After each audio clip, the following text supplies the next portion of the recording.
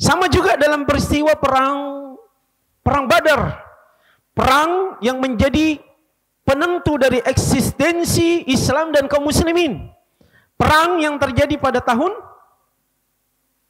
berapa, Aufa? 2 Hijrah. Ya. 2 Hijriah. Perang yang pertama terjadi di dalam sejarah Islam. Perang Badar. Yang jumlah kaum muslimin di situ 300 lebih sedikit, melawan 1000 lebih musyrikin pada saat itu. Dari segi jumlah pasukan sangat sedikit, sulit untuk memenangkan peperangan, ditambah lagi psikologi kesiapan untuk ikut berperang itu tidak memungkinkan karena tiba-tiba. Kemudian perlengkapan perang juga tidak memadai. Berbeda dengan musyrikin yang memang sudah mempersiapkan perang itu. Maka di malam sebelum berperang keesokan harinya, Rasulullah tidak bisa tidur. Nabi SAW memikirkan umatnya. Beliau terus berdoa sepanjang malam. Sebenarnya para sahabat pun juga demikian. Mereka khawatir, besok kita perang ini seperti apa jadinya. Mereka tidak bisa tidur karena pikirannya terus terbayang-bayang dengan perang besok hari ini. Akhirnya disitulah kemudian Allah menurunkan hujan kepada para sahabat untuk menidurkan mereka. Ya, dalam surah Al-Anfal Allah Subhanahu wa taala katakan apa? Rehan, Syahrial? Dalam surah Al-Anfal tentang turunnya hujan itu. Wa yunazzilu 'alaikum minas samaa'i maa'an liyutahhirakum bihi wa yudhhiba 'ankum rijzasy syaitani. Turunnya hujan pada malam itu, ya, idh yughashshikumun nu'asa amanatan minkum.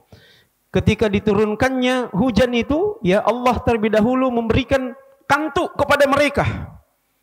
Jadi kantuk itu adalah sebuah nikmat. Tapi jangan di dalam majelis ilmu. Ya. Mengantuk itu nikmat. Maka kalau mengantuk, tidur. Obatnya adalah tidur, tapi jangan di halakoh. Jangan di masjid, ya. Allah buat mengantuk mereka, kemudian diturunkan hujan supaya membersihkan hati-hati mereka, dijaga kesuciannya. Karena mereka akan berperang dan peperangan akan dimenangkan bagi orang-orang yang hatinya suci. Allah akan menangkan orang-orang yang dalam perjuangan ini hatinya begitu dekat dengan Allah, disucikan dari dosa-dosanya. Maka ini memberikan pesan kepada kita semua. Kalau kita mau menjadi mujahid dalam perjuangan ini, perhatikan kesucian hati kita. Jangan dikotori dengan dosa dalam bentuk apapun itu. Kesyirikan, perbuatan bid'ah, mendengarkan musik, merokok, melihat hal-hal yang haram, itu akan membuat hati akan semakin kotor. Dan Islam tidak butuh pejuang-pejuang yang kotor hatinya seperti itu. Kemenangan kaum muslimin ada di tangan mereka-mereka yang hatinya itu suci, bersih, dan itu didapatkan dari nikmatnya ibadah kepada Allah Subhanahu wa taala. Maka Allah sucikan hatinya para sahabat sebelum besok berperang dengan peperangan yang begitu berat. Tapi apa yang terjadi? Rasulullah tidak tidur. Semalaman beliau berdoa terus. Sampai tinggi mengangkat tangannya berdoa ke langit. Sampai selendang yang beliau pakai terjatuh.